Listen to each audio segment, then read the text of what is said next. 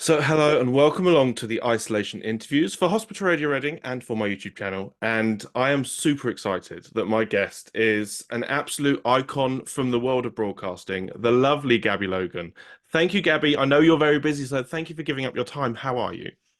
Very well, thank you. Thanks for having me on. How are you? I'm really good, thank you. And I mean, there's so much to talk about with yourself. I mean, for you, because a lot of people know you for your broadcasting and your radio and TV work, but they may not necessarily know that you started out it within sports and actually as a gymnast. So how did that come about for you? How did you get Yeah. into that line of work or, that sort of hobby? Um, yeah, I was a very sporty child. We had a kind of really sporty family. My dad was a footballer. We moved around a lot, as footballers do, and sport was always a thing that you can instantly kind of make friends and get into a community. So when you're moving schools and you're moving cities, my mum probably just wanted us all to expend our energy somewhere. So we did all kinds of sports. And then when we moved back to England when I was about 10 from Canada, my sister was really into gymnastics. I was more into tennis, and she joined a gymnastics club in Leeds, and I couldn't find anywhere to play tennis. So I just went along to the gymnastics club, and I got bitten by the bug and ended up being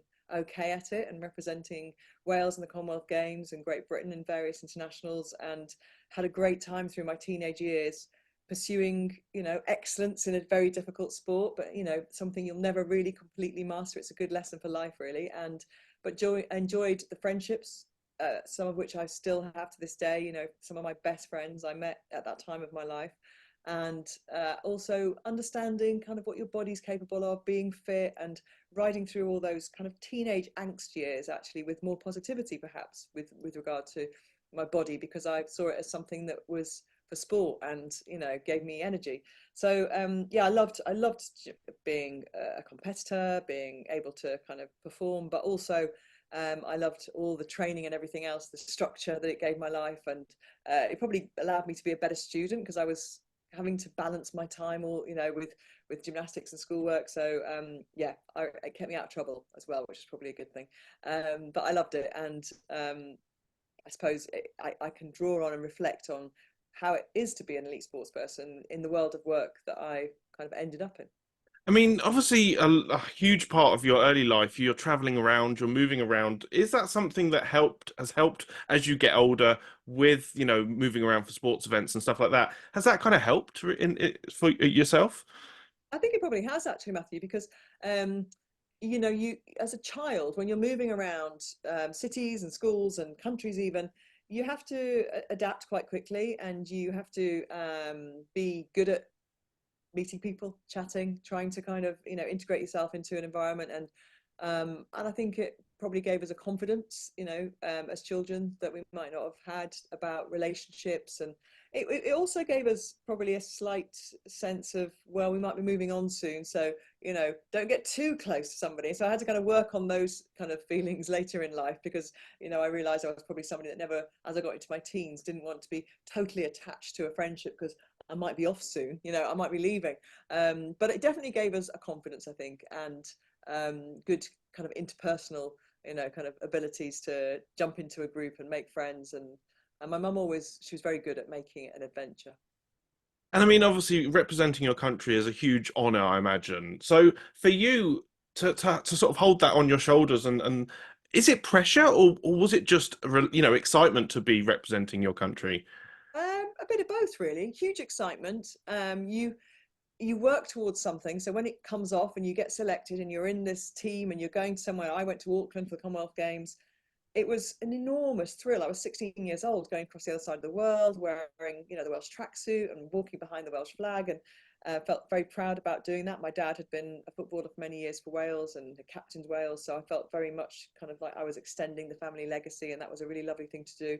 But of course, competing at any level in sport, it comes with pressure, and that is a kind of self-imposed pressure, I think, to want to do your best and deliver on what you've been training to do. So I never really got to the position where I ever mastered nerves. And I think every sports person probably would say that, you always have nerves before a competition.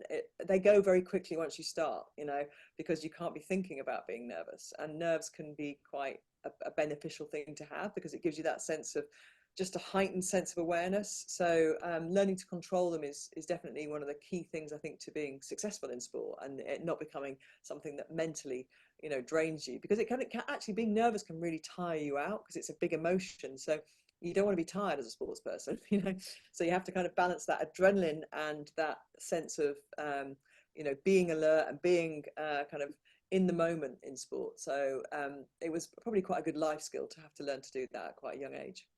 And I imagine as well, having come out the other side and, done such a great job at it, there must be a lot of younger people coming through that look to you maybe for advice or as a sort of a role model and want to kind of learn from you. So do you get a lot of people that do ask advice and do look to yourself for help?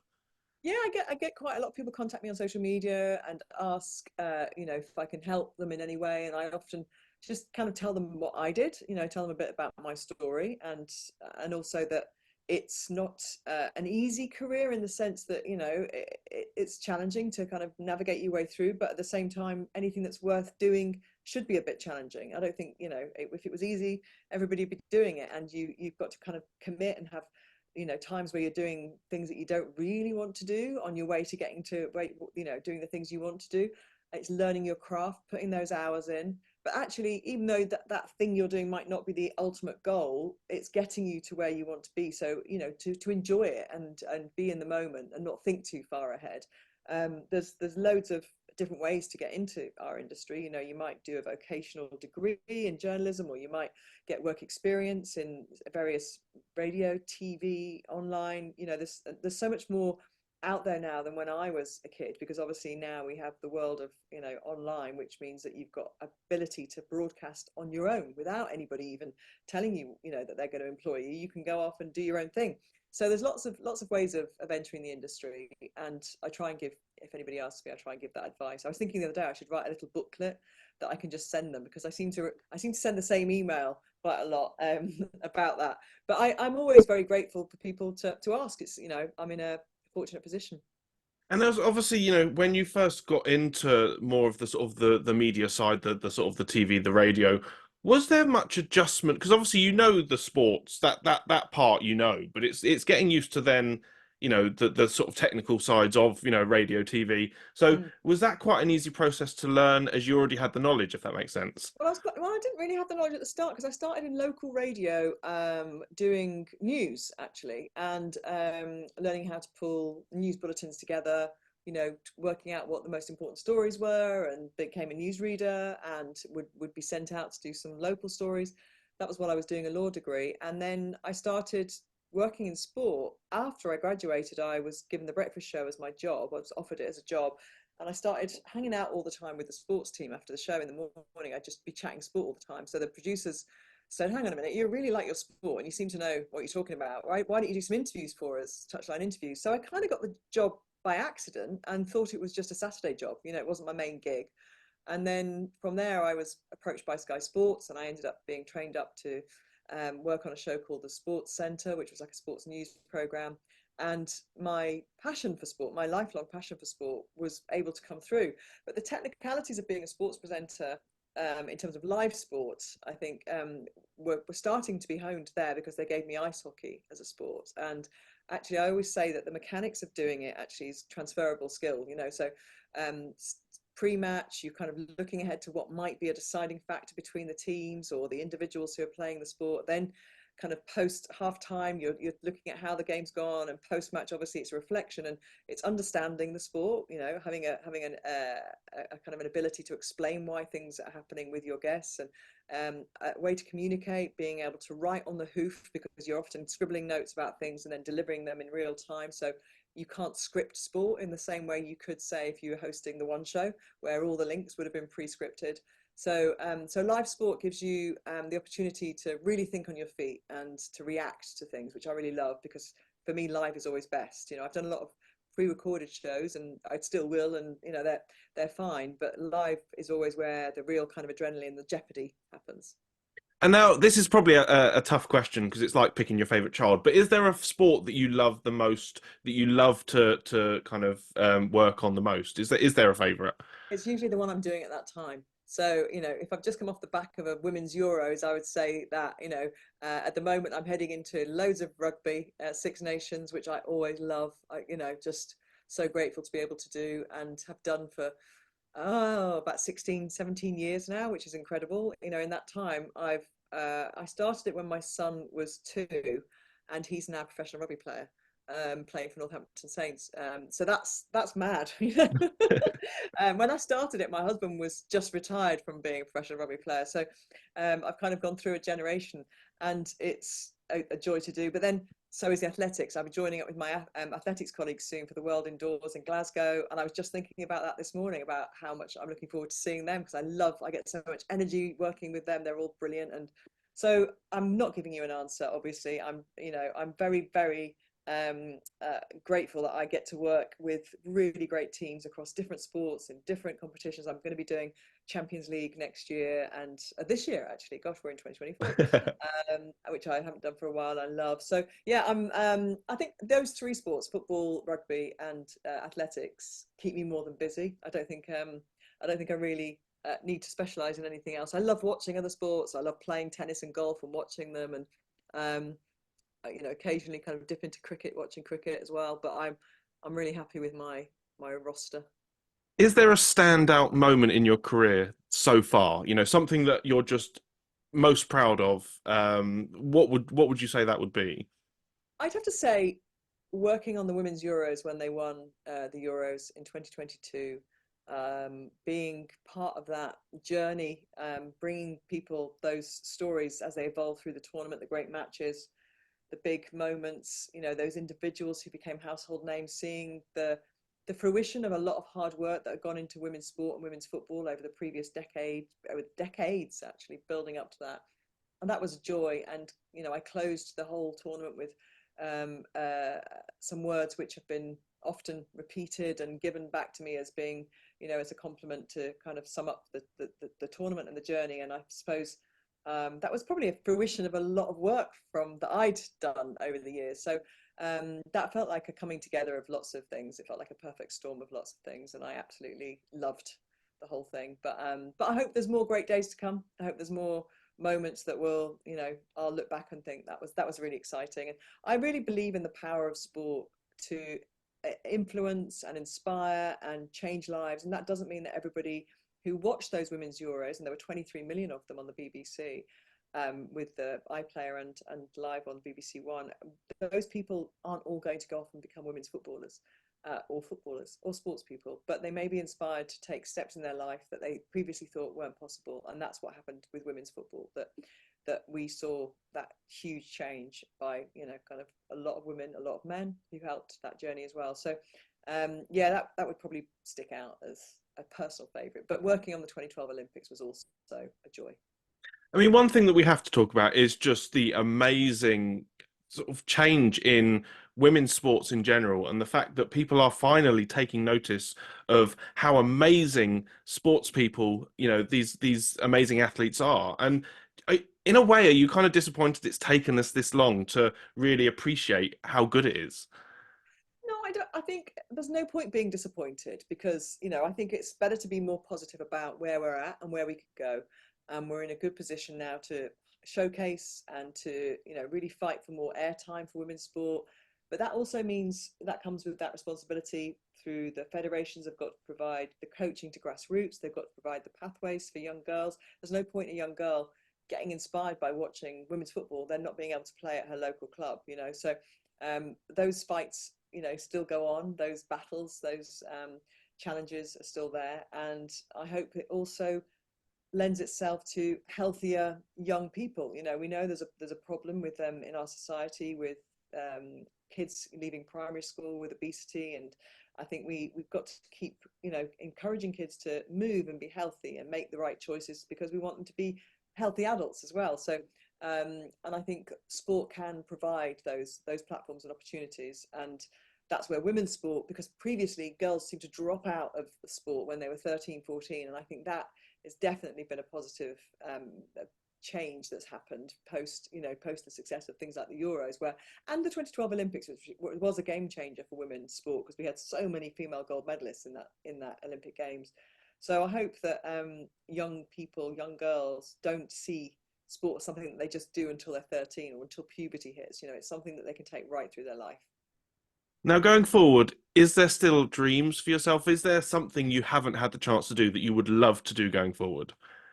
I'm not specifically. I'm just about to start doing a project around sport, which I'm really excited about. I'd like to be able to help more with regard to how we as a nation look at sport and what we, you know, what we get out of it. I think elite sport is great, and I want, you know, I want us to continue to be successful in elite sport, but it's not everything. I think we need to, you know, really encourage everyone to participate, and that will lead to, as I just kind of alluded to there, really, it will lead to a healthier nation.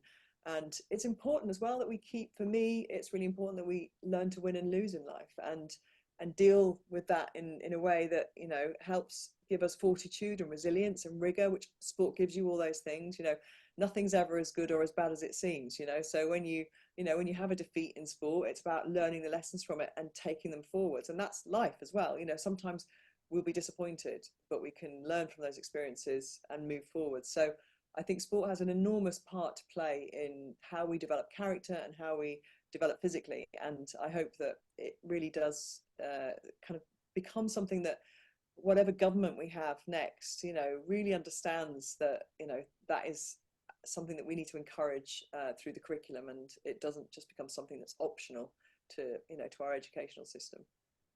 Now, another thing that is a great bonus for your career is that you kind of never know what's around the corner and you get to do lots of very fun jobs. Things like, you know, going on shows like Catchphrase, Would I Lie to You? Do you enjoy that sort of side of things and getting to do these kind of one-off type things? Yeah, I love trying out things that are not in my comfort zone. I think I've been on Would I Lie to You 7 times now. I'm one of the perennial kind of people that pops on because you know, when they ask me, I've always got more stories for them. Things seem to happen in my life that they like to kind of turn into a question. So I love doing those kinds of shows. When you do things like Catchphrase, you know, doing it for charity, so you get a chance to win money for a charity. You know, patron of quite a lot of charities over the years, or president of charities. So I'm very happy to promote the causes of those charities on those kinds of shows.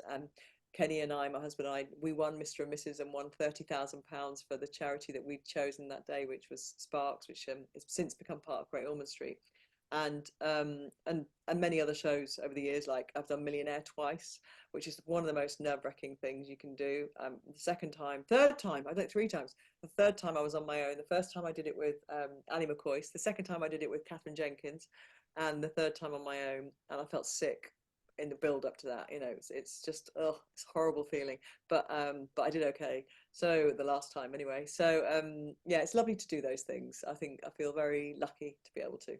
And like you said, to be able to do them for charity is always fantastic. And you must feel quite honored that you're in a position that you are able to give back and to do things for other people and just help people that are struggling and in any situation that you can help with. Yeah, I mean, I get asked to do things for lots of different causes, and you know, you can't do everything. But I hope that the ones that I have said yes to, I can make, you know, raise awareness and use my platform, if I have one, to, you know, to positive effect, and try and move the dial in certain subjects, and talk to the people that, you know, might be able to make better decisions for those causes, or whether it's just a straightforward fundraising event and being part of that. It's always, you know, a real honor to be asked, and hopefully, you know, be able to help, because I think, you know, that's kind of what life's about, isn't it? We, you know, we're not just here kind of living in a silo trying to achieve things for our own ends. We're a community, and we want people to live the best life they can and have the best opportunity. So all the charities that I've been involved in, I think, are related to that in some way, whether it's to do with, you know, Sparks was a children's research charity for rare diseases, and Great Ormond Street, as you know, the great work they do, and Muscular Dystrophy UK. I am the president of Muscular Dystrophy UK, which does really important work in terms of lobbying for better support people with muscular dystrophy, as well as raising money to help improve people's lives who have the condition. So, and many other charities. Motor Neurone Disease is a particularly strong charity in our house as well, and the Doddy Weir Foundation, which we've done lots for. So, and we'll continue to, you know, to try and help. Now, just before we let you go, I just wanted to ask, is there anything you'd like to say to the patients listening in hospital at the moment? Any messages you'd like to give to them, and anything you'd like to say to the staff listening? Yeah, I mean, the staff obviously keep the whole show on the road, to give it a showbiz analogy, and they deserve all the plaudits and all the accolades that they get, because they're incredible people working under really tough conditions, and obviously doing things every day that most people would just not have the strength to do. So I hope they're all having a great day, and continue to do the brilliant things that they do. And to the patients, I hope whatever you're in hospital for is going well, and that you can get yourself out and back into your lives outside of hospital very soon. And if that's going to be a few weeks, then I hope you continue to play great music for them and keep them cheery, because I'm sure they're really grateful for that too. So have a wonderful day, and keep going forwards one step at a time. Thank you so much, Gabby. It's been a pleasure. You are welcome back anytime. Of course, keep safe, and thank you again. Thank you so much. Have a really great day.